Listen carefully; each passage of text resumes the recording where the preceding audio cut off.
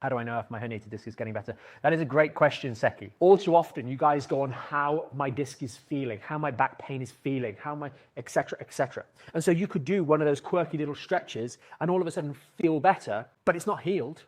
How you feel often is quite irrelevant to the overall process. That's not to say it's not important. That's not to make light of the symptoms that you guys might experience. The best way to understand how healed you are is through the process of testing, right? If you're doing exercises like those we talk about, your rehab, the stuff that I'm going to get onto in a second, if you're doing strengthening rehabilitation that's focused on a neutral spine and your ability to maintain that, then the exercise is the test, the exercise is the thing that drives your progress, and the exercise is the thing that you use to reevaluate yourself. So what I mean by that is, if you start off and you started your rehab and you're doing some squats like so, and that's all you can do, because if you go down to here, you start rounding your lower back and it hurts, and then a couple of weeks later, you're now doing it holding a 5-kilo weight, and you're doing the same thing, and you can do it now because a few weeks ago you could only do 3 kilos, and then you progress it on, and you go and you now go and you've got a 36 kilo or 80-pound kettlebell, and you're able to do your squats like so, and you're not getting any aggravation of that back.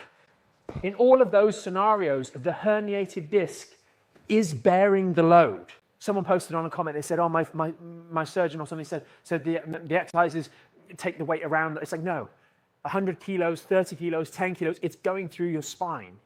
And so you know for a fact that you have healed and strengthened up enough to bear 36 kilos worth of load in an ideal form. It's not a foolproof method. It's not perfect, but it's the best thing we've got to have some kind of evaluation that is objective of our current healing. We are healed enough to bear 36 kilos of load on a squat. We are healed enough to bear 45 kilos load on a hip hinge. That is a demonstration that these tissues have healed to such a point that they can bear that load.